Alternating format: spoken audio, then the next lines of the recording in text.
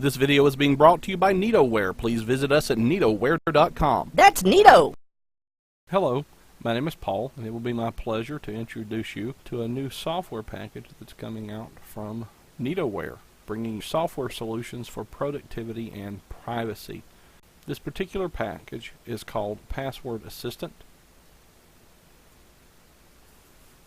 When you launch the program, you're going to find out that there's a couple of different modes that you can go into. There's user mode, then there's editor mode, or you can just simply exit. Now this is the trial version we're looking at right here, and the editor mode's available until 11/1 of 2014 on the trial version. The user mode will continue to function indefinitely. It does not time out. Let's take a quick look at the user mode. Now the user mode, if you'll notice up top, has some tabs. We've got set 1, set 2, set 3, and set 4. Each tab holds 25 different entries in groups of 5. There's 5 groups of 5 entries that you can keep up with to put a label in there for a particular website that you want to log into, or maybe even a software package or something that you use on your desktop that you need to keep up with a username and a password for. Set 2 looks similar, set 3, set 4. So we're going to jump over into the editor mode. The way we get into the editor mode is either we launch it from that initial screen, or we can go over here to the menu tab and then load the editor. And you'll notice that there's some similarities. We've got set 1, set 2, set 3, and set 4 all look very similar. The purpose of this software is to help you manage different applications, whether it's on your desktop or a website that you might need to log into. So let's say this first application, we're just going to call it Google. And let's say that we can put the website in there, and it has to be an http:// or it could be an https. Google.com, and in this particular case we'll just use a username sample, and then we'll put a password in here of 1234556. Now this isn't a real account, obviously, so we'll say that this is sample@gmail.com as a username. And then we have some options down here at the bottom where we can save. We could save and then open the user mode. We can don't save and open the user mode, or we could just exit the software completely. Now if we save, we're going to stay on this screen so we can continue our work. If we save and open the user mode, it's actually going to save whatever changes we've just made and then go back into the user mode.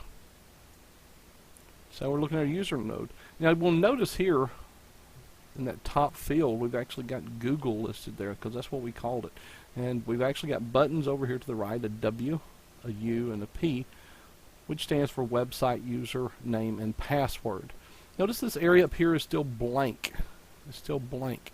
We can actually change that if we'd like to and add something up there. Maybe these are our, I don't know, family logins. Let's go back into the menu and load the editor again. And we can actually put a word up here. And then we're going to save and open the user mode again. Now we've got our word up here. Maybe you want to put work there. Maybe you want to put personal.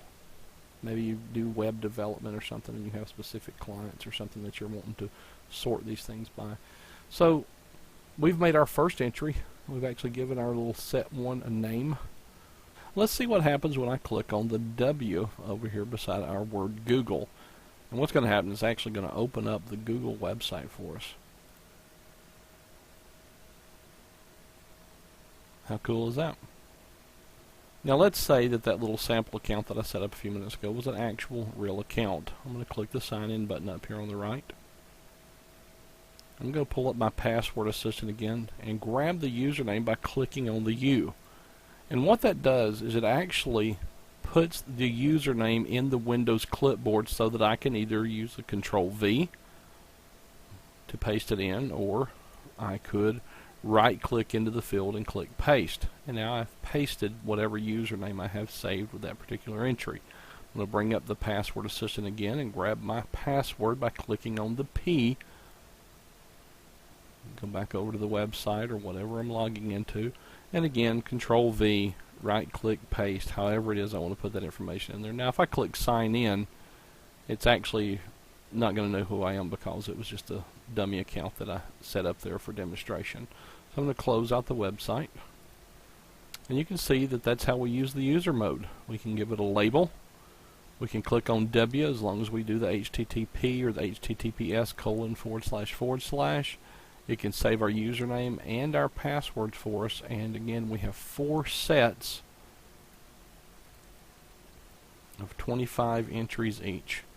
Well, that's the Password Assistant, brought to you by NitoWare, bringing software solutions for productivity and privacy.